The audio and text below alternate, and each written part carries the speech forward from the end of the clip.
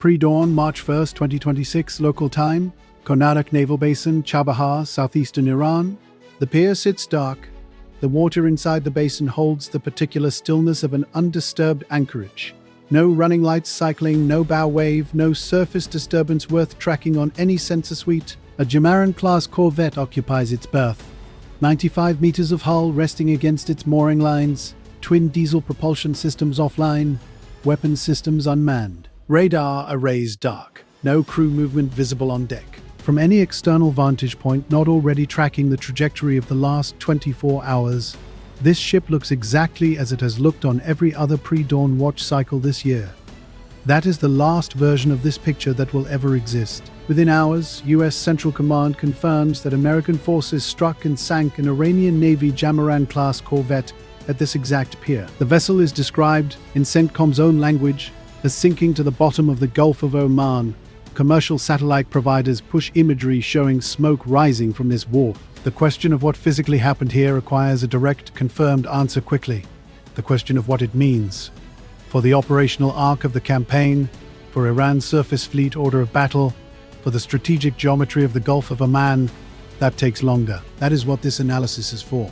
This is Falx Navi. Subscribe for more real-time naval analysis and high-stakes maritime breakdowns. To understand the outcome at Chabahar, the operation that produced it has to be understood first. February 28, 2026.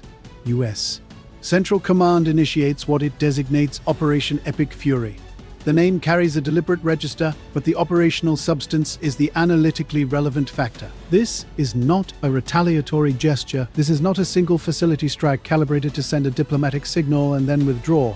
According to CENTCOM, this is a coordinated military campaign prosecuting Iranian military infrastructure across multiple simultaneous target categories: command and control facilities, integrated air defense networks, and missile launch sites. 3 categories in simultaneous execution. In campaign planning language, that combination carries a specific meaning. Command and control is the adversary's decision architecture.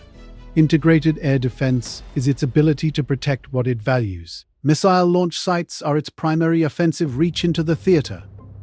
When all 3 appear on the same target list for simultaneous prosecution, the campaign objective is not symbolic. The objective is functional degradation. Reduce the adversary's ability to detect, decide, coordinate, and project force. That campaign goes active February 28th. Execute targeting sequence. Log initiation time. Within the first operational phase of that campaign, a Jamaran-class Corvette at a pier in Chabahar is struck and confirmed as a total loss. The elapsed time between campaign initiation and confirmed naval kill is assessed at less than 24 hours. Here is the piece that any experienced operational planner reads immediately from that timeline. A warship at pier is not a passive object. It is a mobile threat platform on a fixed clock. The moment a campaign of this scale initiates, the moment ISR assets are fully activated across the theater, the moment the first kinetic events register across Iranian military networks and warning traffic begins moving through command channels, every mobile platform in that adversary's order of battle becomes a time-sensitive targeting factor. A Jamaran-class Corvette is not a static installation. It carries engines rated to 30 knots. It carries sea legs sufficient to reach international waters in the Gulf of Oman within a short transit window, and it carries 8 anti-ship missiles that do not require the ship to be at any specific location to generate a threat. They require only that the ship be underway and within range of a target. A warship occupying a fixed pier berth is a known datum. Fixed bearing, calculable range, predictable geometry. A targeting solution built against a pier-bound vessel can be maintained indefinitely against a stationary track. A warship underway introduces a fundamentally different problem. Tracking geometry shifts continuously. Closure rates change with course and speed alterations. Closest point of approach, CPA. Calculations require constant update. The targeting window can open or close depending on sea state, course changes, speed variations, the presence of third-party vessels in the prosecution corridor, and the latency of the sensor network maintaining track quality. The operational calculus is unambiguous. If the decision is to engage while the geometry is still fixed, before the hull clears the breakwater, before the clock exhausts the window. Track confirmed. Classify and stand by. According to the confirmed operational timeline, That geometry is exploited. The pier-bound corvette does not clear its berth before the engagement occurs. On March 1, 2026, U.S. Central Command releases its public statement. The language is deliberate and specific in a way that forecloses interpretive ambiguity. American forces have struck a Jamaran-class corvette at a pier in Chabahar, Konarak Naval Basin, southeastern Iran, Gulf of Oman. CENTCOM describes the vessel as sinking to the bottom of the Gulf of Oman. That characterization is not damage language. Damaged ships generate battle damage assessment reports. Ships with degraded combat capability generate secondary evaluations for potential recommission timelines. The verb sinking, combined with a directional qualifier to the bottom, carries a finality that the command is deliberately encoding in its public release. This is a total loss designation. Simultaneously, commercial satellite providers process and release imagery frames. Those frames show smoke rising from the naval wharf at Konarak Basin. Same location, same timeline. Independent corroboration, originating from a non-government source with no classification tier. Accessible to any analyst with satellite imagery access. In open-source intelligence methodology, this is precisely the independent signal layer that converts a single-source assertion into a corroborated, publicly verifiable outcome. 2 data streams. 1 geographic coordinate, 1 conclusion. Mark and track, log BDA confirmed. The ship is on the bottom of the Gulf of Oman. Before moving to strategic implications, the platform itself demands proper characterization, because the Jamaran class is not a peripheral vessel. It is not a patrol craft, a mine layer, a logistics ship, or a harbor tender.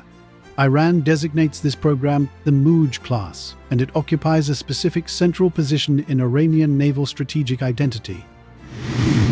These hulls represent the apex of Iran's domestic naval industrial program. They were designed inside Iran.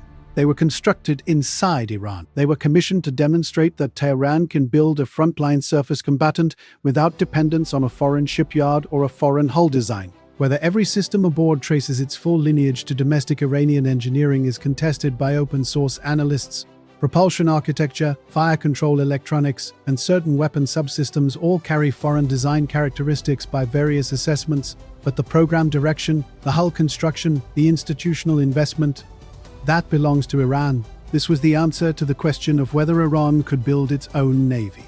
Platform specifications. Approximately 5,500 tons standard displacement, 95 meters length overall, full complement of 140 personnel. By NATO classification standards, this sits in the mid-sized corvette category, below destroyer displacement, below the sensor depth and magazine capacity of a full standard Western frigate, but a credible surface combatant carrying weapons that generate a threat envelope demanding serious consideration. The primary gun mount forward is the Falx 27, a 76 mm naval artillery system. Rate of fire and caliber enable surface engagements at close to intermediate range and provide a limited anti-air capability. This system is functional. It is not the weapons profile that places the Jamaran class in the threat priority tier. That position belongs to the anti-ship battery. 8 Noor missiles. 8. The Noor is Iran's domestic production designation for a weapon derived from the Chinese C-802 anti-ship cruise missile system. That lineage is relevant to understanding terminal behavior. The C-802 family employs a sea-skimming flight profile. The missile descends to near wavetop altitude in its terminal phase and approaches the target on a flat, low-energy angular trajectory. The operational implications of that flight profile are significant.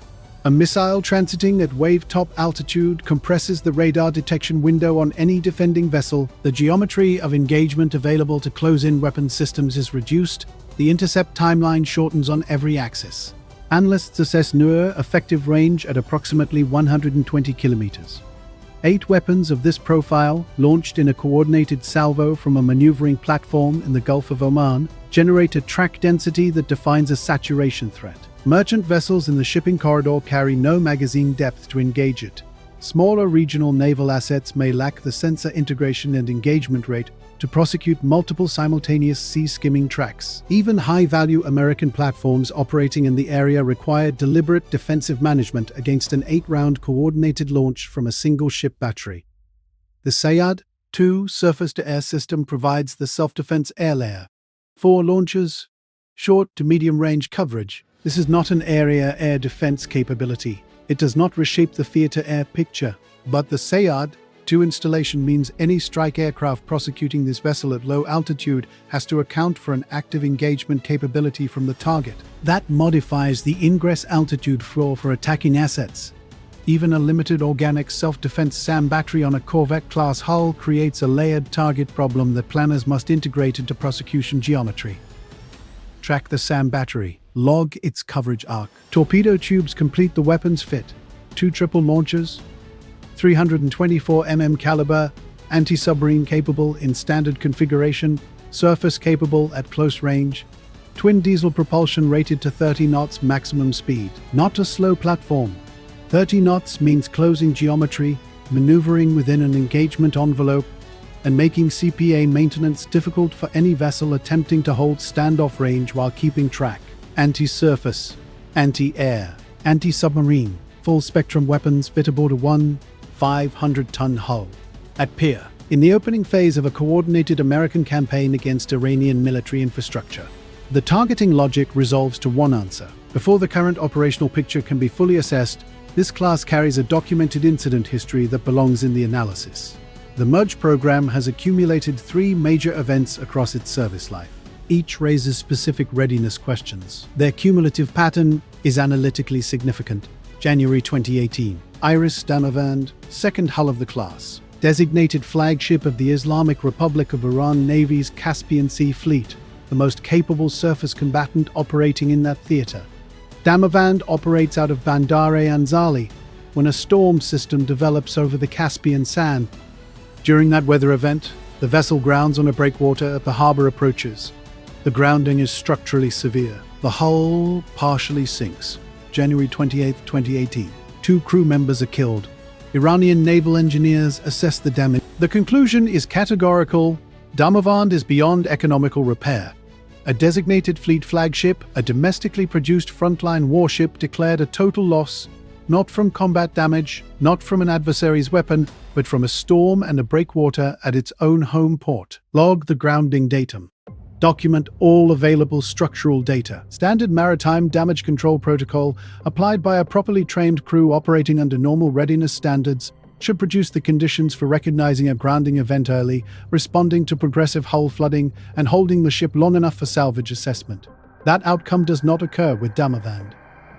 The public Iranian Navy response generates no detailed accounting of the failure chain, no post-incident damage control review in the open record, no named procedural corrective action, no documented timeline of decision-making aboard the vessel during the event. The program absorbs the loss and continues. The ship does not. July 2024.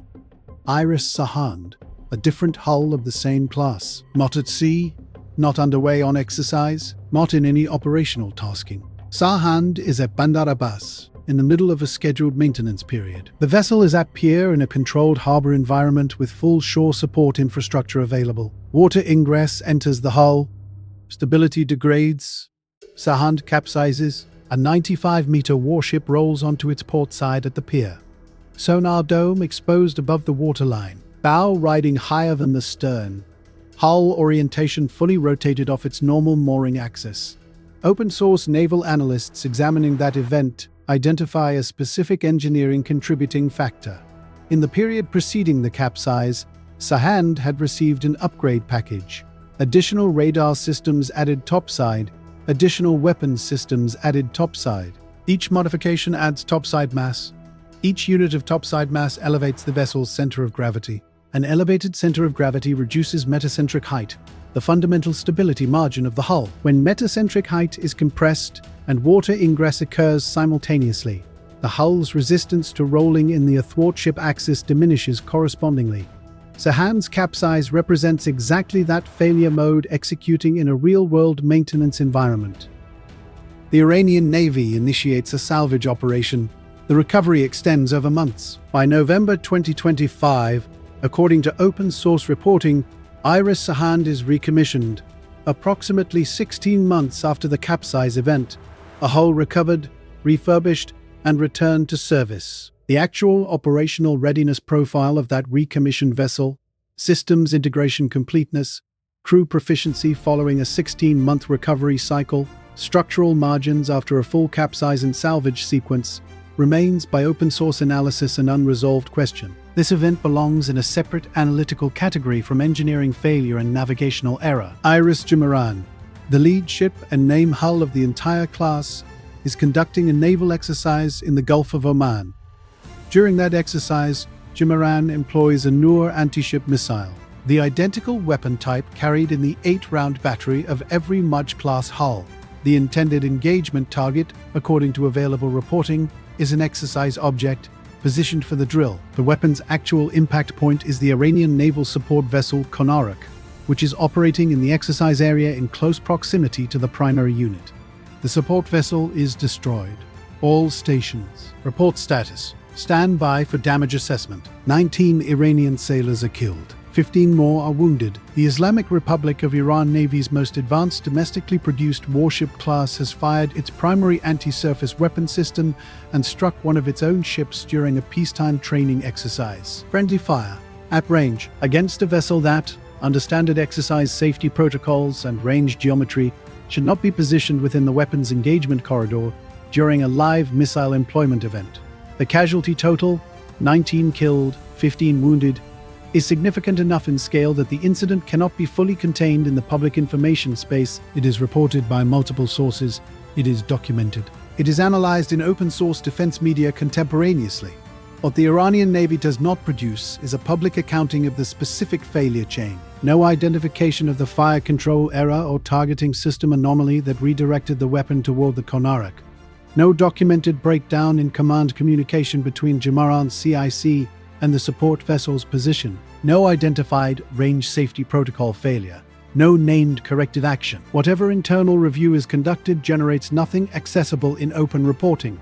The incident leaves a permanent credibility notation against the program's weapons employment discipline that the years following do not remove. Log the incident. Maintain track on all units. March 2026. The Mauj class loses another hull. This time the cause is none of the preceding categories. Not storm condition, not maintenance environment stability failure, not a weapons employment error during exercise. American strike capability, operating within the framework of Operation Epic Fury, reaches Konarak Naval Basin at Chabahar and removes one more Jamaran-class corvette from Iran's surface fleet order of battle. The fleet accounting is now as follows. 6 Mauj-class hulls completed before this engagement. 1 additional hull reported under construction. Against that total, Iris Damavand confirmed lost since January 2018. A second hull confirmed lost March 2026. Iris Sahan's operational readiness following 2024 capsize and 2025 recommission operationally uncertain. The program designed to anchor Iranian surface warfare capability is measurably reduced in effective strength, and the replacement problem does not have a near-term solution. Iran does not possess a viable foreign procurement channel for a replacement corvette on any strategically relevant timeline. Sanctions architecture governing Iranian defense procurement for decades prevents straightforward acquisition from any major naval power. Russia's shipbuilding industrial base operates under its own constraints. China's arms supply calculus towards Iran in the current operational context involves diplomatic and strategic considerations that make a near-term major surface combatant sale analytically improbable. Iran's own answer to that procurement barrier has always been the domestic program, build it without foreign dependence. But domestic naval construction timelines operate in multi-year increments. The hull currently under construction is the eventual answer to the program's attrition. That hull is not in the water. It is not commissioned. It is not a present operational asset. The surface fleet available today is smaller than it was on February 27, 2026. It operates within a degraded command architecture, because CENTCOM's confirmed target categories include the C2 nodes Iranian naval command staffs depend on for operational coordination. It operates under persistent ISR coverage from American assets throughout the Gulf of Oman region. It operates with confirmed knowledge that American strike capability has demonstrated reach into the Konarak naval basin at Chabahar. The geographic dimension of that last point carries specific strategic weight. Chabahar is not a secondary facility. It is not interchangeable with Bandar Abbas, with Bushehr, with the dense concentration of Iranian naval infrastructure lining the northern Persian Gulf and the Hormuz approaches. Chabahar sits on Iran's southeastern maritime flank on the Gulf of Oman, not the Persian Gulf. The port faces south toward open ocean, east toward Pakistan's coastline, and it provides Iran with direct maritime access to Arabian Sea shipping lanes without requiring transit through the Strait of Hormuz choke point. It is Iran's most strategically significant deep-water port on the Indian Ocean access route. The naval base there, the commercial infrastructure, and the ability to project maritime force southward, all of it is anchored at Chabahar. Striking a warship at that pier is not a tactical event occurring at a geographically peripheral location. It is a precision demonstration of operational reach into Iran's southeastern maritime depth. The strategic message embedded in the target coordinates does not require accompanying text. The coordinates deliver it. No berth at any Iranian naval facility falls outside the engagement reach of this campaign. Persian Gulf, Gulf of Oman, southeastern flank. The geometry covers all of it. CENTCOM's decision to release a detailed public confirmation adds an information operations layer onto the kinetic event, naming the vessel class, identifying the location with precision, characterizing the outcome in language that forecloses ambiguity, releasing supporting battle damage imagery. That package is not an automatic post-strike procedure. In the information environment of an active military campaign, every public release is a deliberate choice carrying intended effects beyond the domestic media audience. The release reaches Iranian military planning staffs assessing first-phase campaign results. It reaches Gulf state governments recalculating the operational trajectory. It reaches analytical communities in Beijing and Moscow, evaluating American demonstrated willingness and capability at this level of commitment. The commercial satellite imagery arriving from independent providers in parallel reinforces the confirmation's credibility outside the official channel.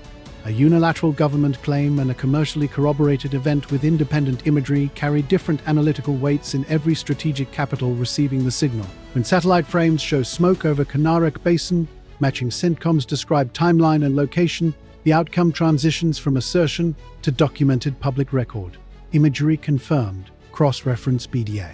Log it. No celebratory framing accompanies the release. No extended public commentary, statement. No elaboration. That restraint is a deliberate communication element. Controlled, professional announcement language at this level of specificity signals one thing above all others. This outcome was planned, it was executed within planned parameters, and it is one confirmed result within a larger campaign that remains active. That ongoing status is the most analytically consequential variable in the current picture.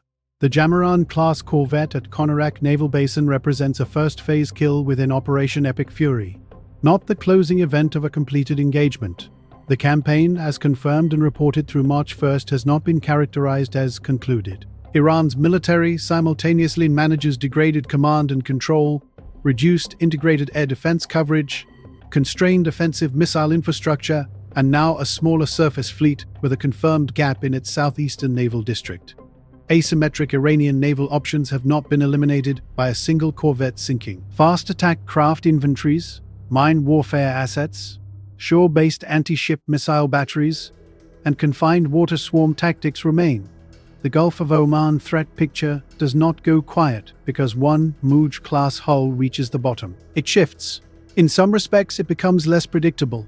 A degraded command adversary forced into reactive decision-making under compressed timelines, with disrupted communications and persistent ISR coverage, is an adversary operating at elevated miscalculation risk. That environment, reactive adversary, damaged command architecture, compressed decision windows, sustained ISR, is precisely the operational context in which experienced commanders focus forward, not backward. The accounting of what already happened at Chabahar is confirmed. The critical question is what Iran does with its remaining options in the hours and days that follow. The hours after a confirmed naval kill in an active campaign are not the resolution phase. They are the danger window. What CENTCOM confirms on March 1st, 2026, one Jamaran-class corvette, Konarak Naval Basin, Chabahar, southeastern Iran, struck and sinking during Operation Epic Fury.